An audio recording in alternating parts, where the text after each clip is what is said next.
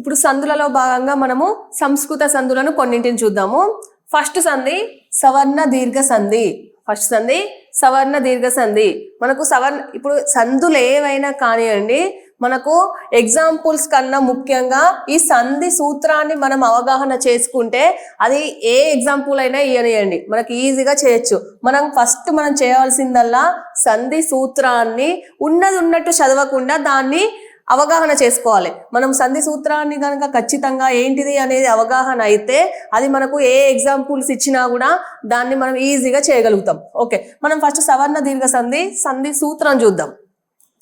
ఆ ఈ ఊ రూలకు సవర్ణములైన అచ్చులు పరమైనప్పుడు ఆ రెండిటి కలిపి దీర్ఘాలు ఏకాదేశమగును. మనం ఈజీగా చూద్దాం. ఇప్పుడు ఏమన్నారు? ఆ ఈ ఊ, ఆ ఈ ఊ రు వీటికి ఏమన్నారు? వీటికి సవర్ణాచ్చులు పరమైనప్పుడు. ఆ ఈ ఊ రూలకు సవర్ణాచ్చులు. మరి ఇక్కడ సవర్ణాచ్చులు అంటే ఏంటి? అవే అచ్చులు అంటే ఒకే రకమైన అచ్చులు, అవే అచ్చులు, వేరేటి కాకుండా, ఇతరులు కాకుండా. ఆకు ఆనే, ఈకి ఈనే, ఊకి ఊనే, రూకి రూనే. అంటే ఆ ఈ ఊ రూలకు అవియే అచ్చులు. ఆకు ఆనే, ఈకి ఈనే, ఊకు ఊ, రూకు రు. ఆ అవే అచ్చులు వాటిని ఏమంటాం? సవర్ణ అచ్చులు అంటాం. స అంటే ఒకే అదే అంటే దానికి అదే అన్నట్టు. అచ్చు అంటే అదే అచ్చు పరమైనప్పుడు. ఆ ఈ ఊరులకు సవర్ణ అచ్చులు పరమైనప్పుడు ఏమైతాయి? వీటి దీర్ఘాలు, ఇది హస్వాకారం కదా, వీటి దీర్ఘం ఏమైతుంది? ఆ ఈ ఇది హస్వ ఈకారం, వీటి దీర్ఘం ఈ. ఊ అంటే ఊ. ఇప్పుడు రు ఇవన్నీ హస్వాలు, వీటికి దీర్ఘాలు ఏమైతాయి? రెండో అక్షరాలు. ఆ యొక్క దీర్ఘం ఆ, ఈకి దీర్ఘం ఈ, ఊకు దీర్ఘం ఊ, రూకి రు. అంటే ఆ ఈ ఊరులకు సవర్ణములైన అచ్చులు అవే అచ్చులు పరమైనప్పుడు వాటి యొక్క దీర్ఘాలు ఏకాదేశమగును. ఇంతకు ముందు మనం పారిభాషిక పదాలలో ఏకాదేశం అంటే ఏం చెప్పినాము? రెండు అచ్చుల మధ్య సంధి జరిగినప్పుడు ఆ రెండు అచ్చులు తొలగిపోయి కొత్తగా వేరొక అచ్చు వచ్చి చేరడమే ఏకాదేశం. ఇప్పుడు ఈ రెండు అచ్చుల మధ్య సంధి జరిగినప్పుడు అంటే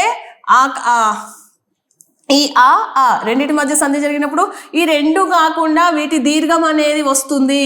ఏ సంధిలో?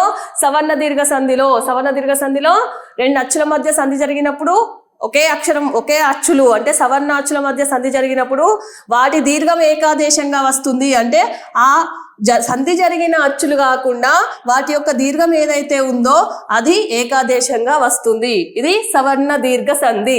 దీన్ని మనం ఎగ్జాంపుల్తో ఇప్పుడు క్లియర్గా చూద్దాం. ఇది గుర్తుంచుకోండి. సవర్ణాచులు ఆ ఈ ఊ రు. ఆ వచ్చినప్పుడు దానికి ఆ అనే అచ్చు, ఈ వచ్చినప్పుడు ఈ, ఊ వచ్చినప్పుడు ఊ, రు వచ్చినప్పుడు రు.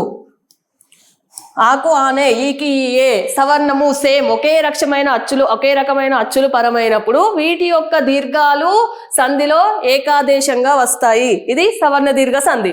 ఓకే, ఇప్పుడు మనం ఎగ్జాంపుల్స్ తో సంధి సూత్రాన్ని క్లియర్ గా తెలుసుకునే ప్రయత్నం చేద్దాం. ఫస్ట్ ఎగ్జాంపుల్ చూద్దాం. ఏమన్నారు? రామానుజ.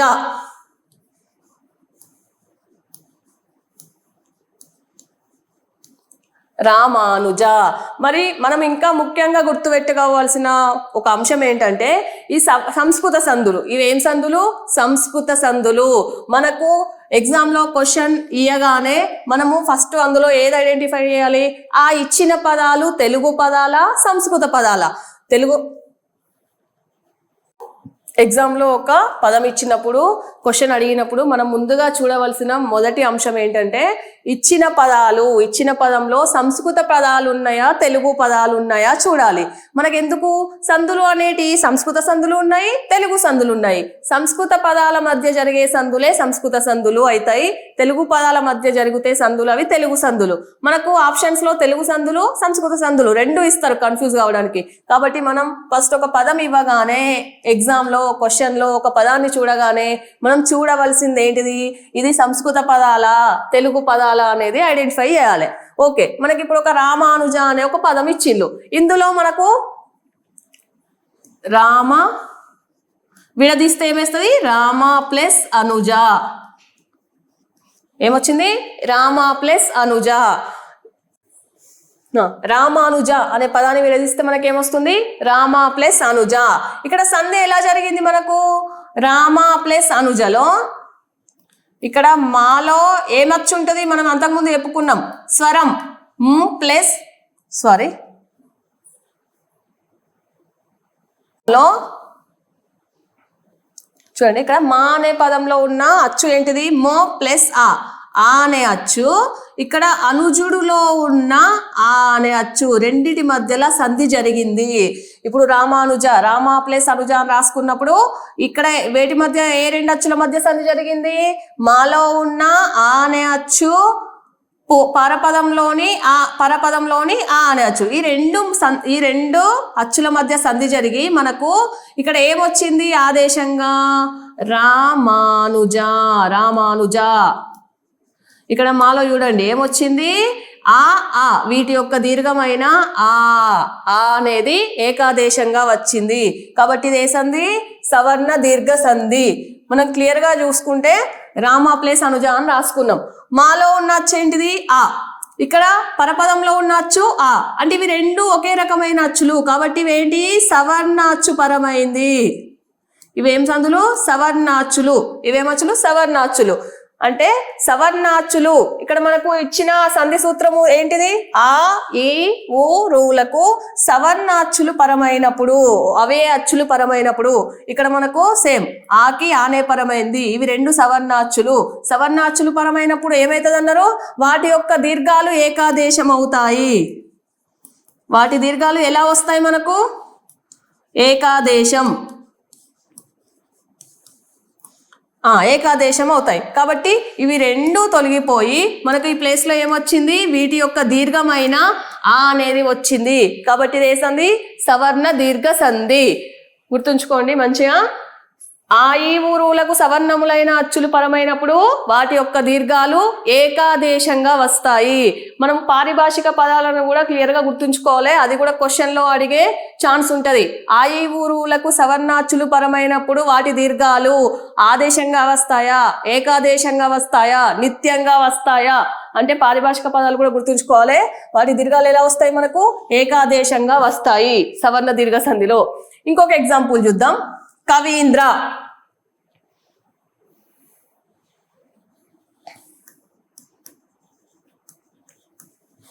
మనకిచ్చిన పదం ఏంటిది, కవీంద్ర.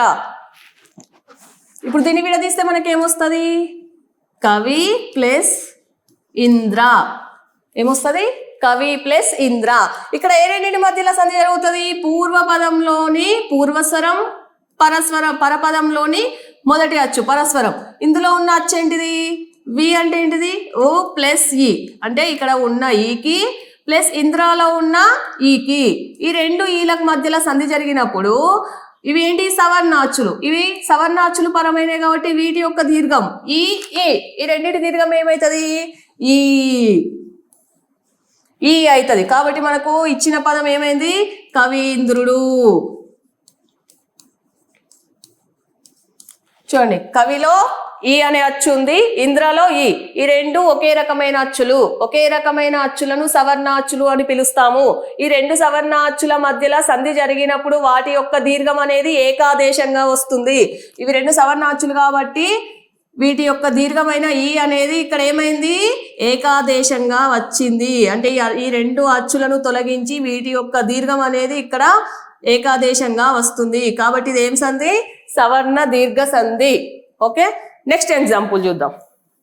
మనము ఎగ్జాంపుల్స్ ఎక్కువ చూసిన కొద్దీ ఆ యొక్క సంధి గురించిన అవగాహన అనేది పెరుగుతుంది. కాబట్టి ఎగ్జాంపుల్స్ క్లియర్ గా మనం పదాలను తీసుకొని ఇట్లా విడదీసి సంధి సూత్రాన్ని అన్వయించినప్పుడు ఆ సంధికి సంబంధించిన సూత్రం అనేది మన మైండ్ లో నిక్షిప్తమై మర్చిపోకుండా ఉంటాం. కాబట్టి వీలైనంత ఎక్కువ ఎగ్జాంపుల్స్ ప్రాక్టీస్ చేయాలి. నెక్స్ట్ ఇంకొక ఎగ్జాంపుల్ చూద్దాం. ఋషి ప్లస్ ఈశ్వర. ఋషీశ్వర.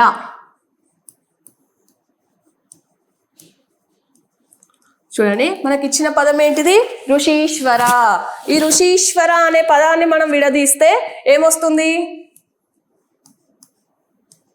ఋషి ప్లస్ ఈశ్వర. ఋషి ప్లస్ ఈశ్వర అని వస్తుంది.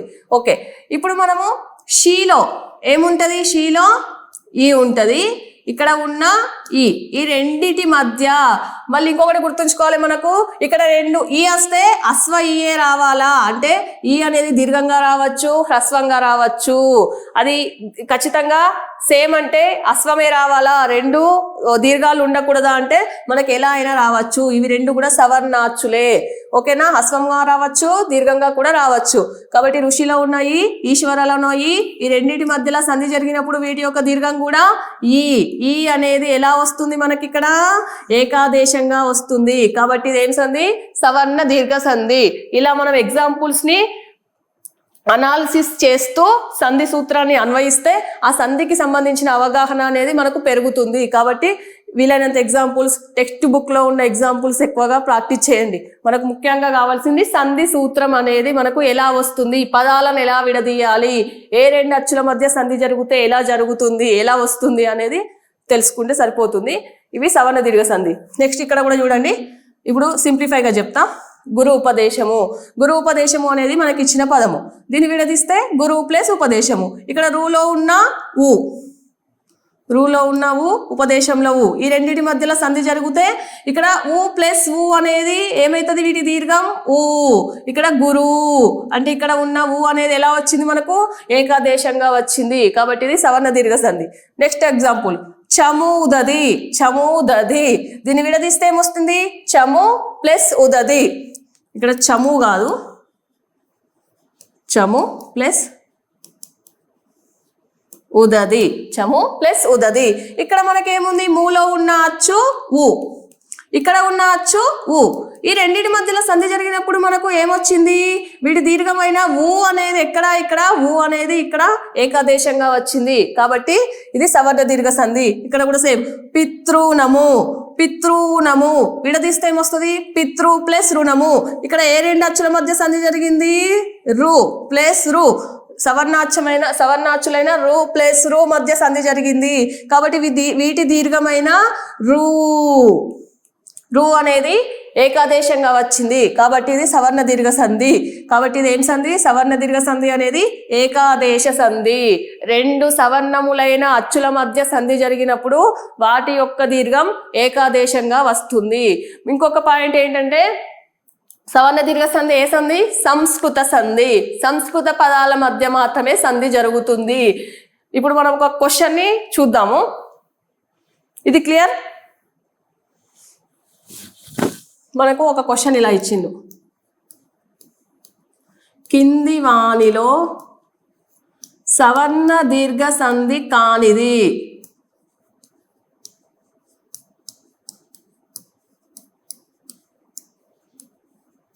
ఏమిచ్చిల్లు? క్వశ్చన్ కింది వానిలో సవర్ణ దీర్ఘ సంధి కానిది అని ఒక 4 ఆప్షన్స్ ఇచ్చిల్లు. ఏమిచ్చిల్లు? పితృనము,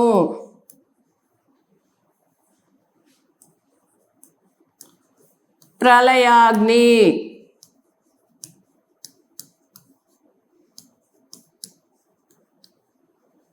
చింతాకు.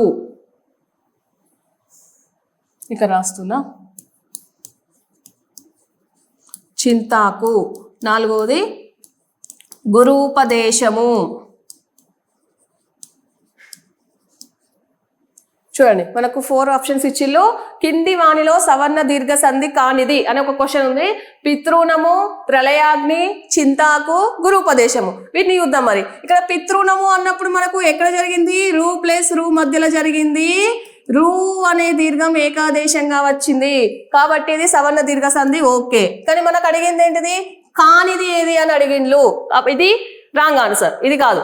నెక్స్ట్ ప్రళయాగ్ని. ఇక్కడ కూడా చూడండి, ప్రళయ ప్లస్ అగ్ని, ఆ ప్లస్ ఆ రెండు సవర్ణాచ్చుల మధ్య సంధి జరిగింది. ఇక్కడ వాటి దీర్ఘమైన ఆ అనేది ఏకాదేశంగా వచ్చింది. ఇది కూడా సవర్ణ దీర్ఘ సంధే. నెక్స్ట్ ఇక్కడ చింతాకు చూడండి, చింత ప్లస్ ఆకు, ఆ ప్లస్ ఆ మధ్య సంధి జరిగింది. వీటి యొక్క దీర్ఘం ఆ అనేది ఏకాదేశంగా వచ్చింది. నెక్స్ట్ ఇక్కడ చూడండి, గురూపదేశము. గురు ప్లస్ ఉపదేశం, గురులో ఉన్నావు ప్లస్ ఉపదేశంలో ఉన్నావు, ఈ రెండింటి మధ్యలో సంధి జరిగింది. ఊ అనేది ఏకాదేశంగా వచ్చింది. మరి ఆన్సర్ ఏంటి? అప్పుడు మనం ఏం చూసుకోవాలి? మనకు సవర్ణ దీర్ఘ సంధి అంటే ఏంటిది? సంస్కృత పదాల మధ్య జరిగే సంధి. మరి ఇందులో సంస్కృత పదాలు ఏంటి? తెలుగు పదం ఏంటిది? తెలుగు పదాల మధ్య సంధి జరిగితే అది సవర్ణ దీర్ఘ సంధి కాదు. ఇక్కడ చూడండి, పితృ అనే పదం ఏంటిది? సంస్కృత పదము. సో ఇది సవర్ణ దీర్ఘ సంధి. ఇది ఆన్సర్ కాదు. ప్రళయాగ్ని, ప్రళయము అనే పదం ఏంటిది? సంస్కృత పదము. సో ఇక్కడ సంస్కృత పదం వచ్చింది కాబట్టి ఇది సవర్ణ దీర్ఘ సంధే అవుతుంది. కాబట్టి ఆన్సర్ ఇది కూడా కాదు. గురూపదేశము, ఉపదేశము అనేది ఏంటిది? సంస్కృత పదము. అది సంస్కృత పదం కాబట్టి అది కూడా సవర్ణ దీర్ఘ సంధే. కాబట్టి అది కూడా ఆన్సర్ కాదు. మరి ఇక్కడ ఏముంది? చింతాకు. చింతాకు అనేది సవర్ణ దీర్ఘ సంధి సూత్రాన్ని అన్వయించినా కూడా చింత ఆకు అనే పదం ఏంటిది? తెలుగు పదం. తెలుగు పదాలు చింత ఆకు రెండు కూడా తెలుగు పదాలు కాబట్టి అది సవర్ణ దీర్ఘ సంధి కాదు. ఇదేం సంధి అవుతుంది? అత్వ సంధి. సో మన ఆన్సర్ ఏంటిది? చింతాకు అనేది సవర్ణ దీర్ఘ సంధి కాదు. ఈ క్వశ్చన్కి ఆన్సర్ చింతాకు. ఇలాంటి క్వశ్చన్స్ మనకు చిన్నగానే అనిపిస్తాయి, అన్ని చూస్తాం మనము. కాకపోతే అసలైన మెయిన్ థీమ్ ఏంటిది? సంస్కృత సంధులు, తెలుగు సంధులు అనేది చదువుకుంటాం, కానీ సంస్కృత పదాల తెలుగు పదాలు అనేది చిన్న పాయింట్ మిస్ అవుతాం. ఆ చిన్న పాయింట్ దగ్గరనే మనకు ఒక మార్కు కోల్పోయే అవకాశం ఉంది. కాబట్టి ప్రతి ఒక్క పాయింట్ గుర్తుంచుకోండి. దీని ఆన్సర్ చింతాకు. ఎందుకు చింతాకు అంటే అవి రెండు తెలుగు పదాలు కాబట్టి.